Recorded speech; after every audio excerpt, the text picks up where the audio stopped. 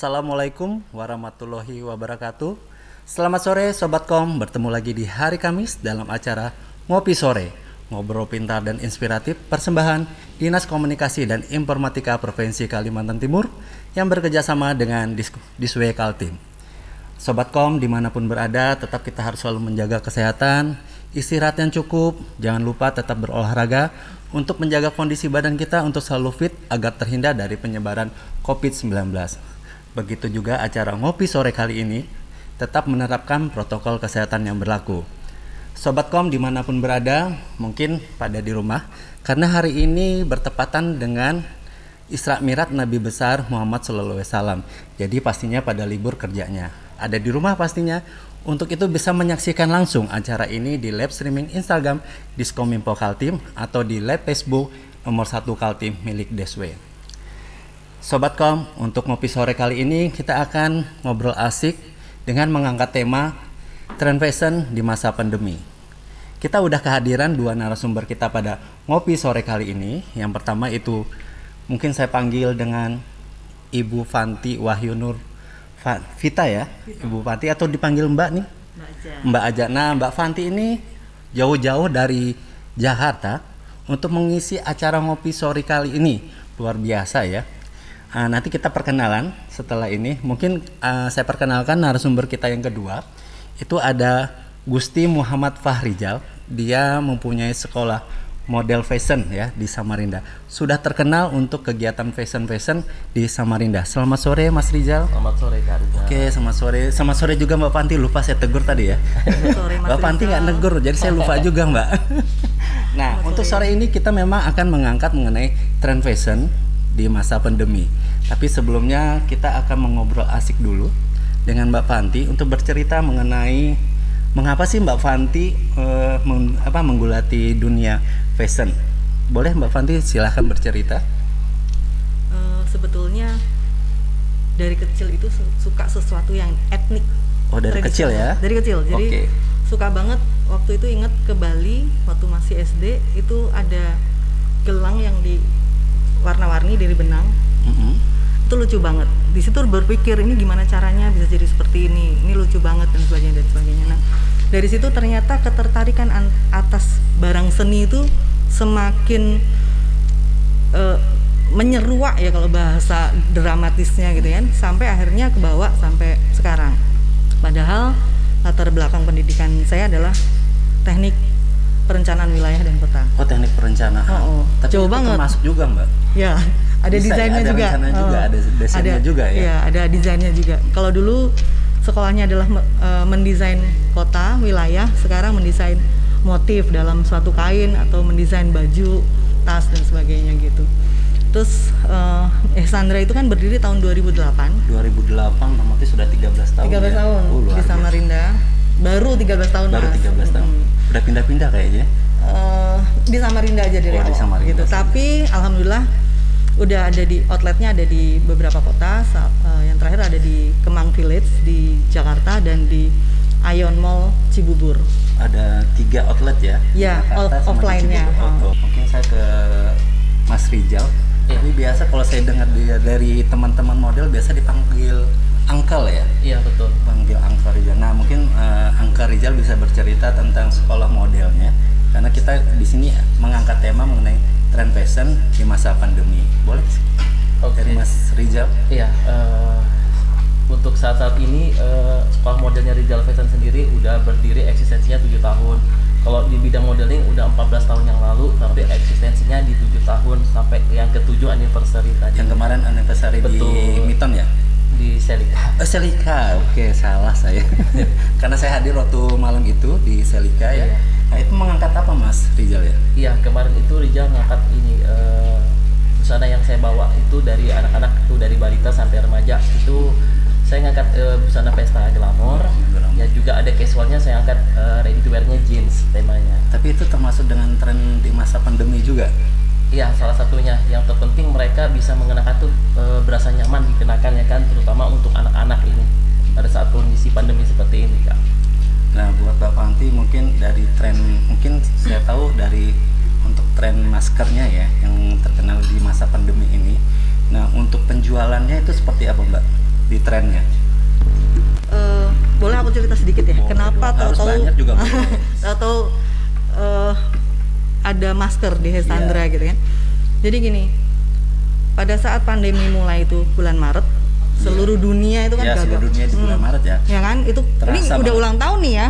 Iya. Si pandemi Covid ini. Sudah setahun. Sudah Jangan setahun dibikinin tumpeng tapi ya. Oh iya, Maaf jangan. ya, nanti ke Jangan. kesenengan dia nanti nggak pulang-pulang. Jangan ya kan? jangan dirayain gitu Jangan ya. dirayain, kita Biarin pura-pura aja. nggak tahu. Balik-balik Gitu kan? karantina. Karantina balik. Iya. Nah, jadi pada saat itu semua pasti kena imbas, termasuk Hesandra Indonesia. Padahal pada tahun 2020 itu kita trennya lagi naik banget gitu ya, penjualan lagi naik banget, mendadak ada Covid, semuanya jatuh. Pada saat itu cuman mikir gimana caranya bisa bertahan. Yes. Karyawan tidak dirumahkan karena karyawan saya alhamdulillah sekitar 25 orang dari di sini maupun di Jakarta. Nah, ngapain nih gitu kan? Tapi waktu itu alhamdulillah ngadepinnya tenang-tenang aja. Pada saat itu padahal di bulan Januari itu jadwal sudah full sampai bulan Desember. Itu sampai fashion show dan pameran di dalam dan luar negeri gitu ya. Nah, pada saat Maret itu semuanya berhenti dan toko harus tutup karena COVID-19. harus social distancing dan sebagainya itu, dan semua orang gagap dengan itu kan pastinya. Karyawan di Hesandra di workshop tuh tahu datengin ke saya, "Ibu, apakah ibu kena imbas atas COVID ini?" "Jelas," dia bilang gitu. Dia bilang Terasa banget. pasti, karena tidak ada jualan. Mau jualan apa? Semua orang takut dan hold duitnya ya, bukan orang nggak punya uang tapi hold karena nggak tahu ke depan bagaimana. Mereka bilang, tolong gaji kami dikurangi saja karena kami ingin membantu ibu tidak sendirian menghadapi situasi sulit ini. Itu luar biasa. Gitu. Jadi saya diem ngeliatin, serius. Ya, kami bertahan di sini tanpa dirumahkan itu sudah suatu anugerah. Iya, yang penting gajinya nggak dinolkan ya. Iya, dia bilang Masih gitu. ada gitu gaji gitu. Terus akhirnya karena itu permintaannya mereka yang menghitung, silakan Bu, boleh dikurangin. Saya diem. Akhirnya yang di workshop gitu juga, di galeri gitu juga, semua di manajemen dan di workshop semuanya sama. Untuk produksi batik berhenti total, nggak dikerjain kan, tapi cuman nyelesain yang memang harus sudah dikerjain gitu kan. Nah, pada saat mereka diem-diem nggak ada waktu, mereka iseng bikin masker. Dari masker. Bikin masker, ditunjukin saya bilang kita memang harus bikin masker, tapi mungkin nggak sekarang karena ini ada pesanan yang harus kita selesai nih gitu kan. Setelah pesanan selesai, oke. Mereka majuin ke saya bilang iseng, saya ganti polanya, motifnya segala macam, pakai nih di sosmed, dipamerin di Instagram dan Facebook. Ada lombanya juga kayaknya tuh. Kenapa? Ada lombanya juga kayaknya. Itu selanjutnya. Awalnya tuh ya, terus yang iseng, tahu-tahu di DM teman-teman, jual, akhirnya jual. Nah, pada saat itu yang kita pikirkan adalah pada saat sebelumnya ya. Terus ini sebenarnya anugerah. Awalnya twing, akhirnya dibikin, akhirnya booming. Tapi sebelum itu pasti kita udah ngelihat positioning perusahaan itu di mana. Keunikan perusahaan itu apa? Keunggulannya apa? Kekurangannya apa? Gitu kan? Itu beneran nih, SWOT-nya dibikin lagi nih. Kemudian di luar nih, kondisi kayak gini, kebutuhan orang itu apa? Kita bisa menyelesaikan permasalahan orang itu di titik mana kita bisa ambil, bisa selesaikan, kita bisa memberi solusi apa, kan gitu. Nah, kemudian muncullah masker dengan segala keunikan Hesandranya, gitu kan. Akhirnya booming banget sampai disebut masker kiloan. Kenapa masker kiloan? Masker apa? Kiloan. Oh, kiloan. Oh, di kilo gitu ya. Karena gini, permintaan itu tidak hanya dari Kalimantan, tidak hanya dari Jawa, tidak hanya seluruh Indonesia, tapi juga dari luar negeri. Dan nelpon itu pertanyaannya adalah 1 kilo itu isinya berapa lembar? Karena kan nanti mereka akan hitung untuk menentukan harga jual. Akhirnya di Jakarta, di antara teman-teman, masker Hesandra itu disebut masker kiloan gara-gara itu. Gara-gara kiloan ya. Gitu. Jadi kemudian akhirnya ada lombanya, Mas Rizal ikutan. Jangan disebut Mbak, mau. Menang terus gitu ya. Luar biasa. Nggak berani aku nggak menangin itu aja sih masalahnya. Boleh disebut di sini ya. Kepaksa menangin ya? Enggak. Memang paling bagus fotonya.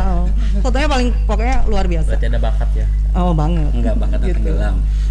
Jadi ini dari Mbak Fanti kan memang ada terasa efeknya ya. Nah, dari sekolah model dari Angker Rijal apa nih efek dari masa pandemi ini? Iya, berasa banget Kak Rizal pada saat itu, setahun yang lalu itu benar-benar yang namanya pandemik itu benar-benar membuat kita tuh sesak napas.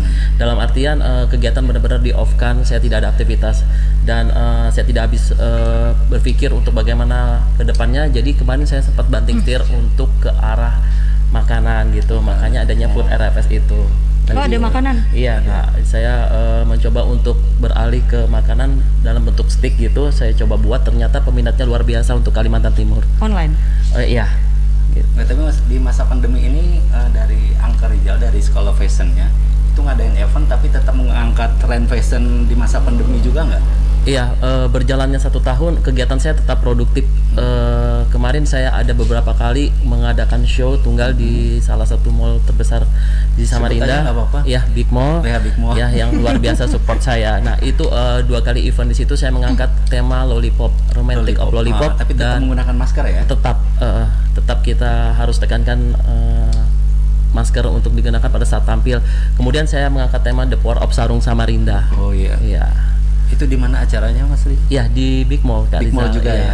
Nah, di masa pandemi ini memang kita tetap harus produktif ya Mbak ya, tetap harus kreatif. Nah, mungkin seperti dari Angker Rijal, mungkin dari sekolah modelnya itu kan berefek ya. Kita susah mengadakan event karena di tempat-tempat juga membatasi untuk kegiatan kita. Tapi dari sekolah modelnya tetap berjalan nggak? Untuk kegiatan masih berjalan karena kondisi seperti ini kan anak-anak pada sekolahnya online nih.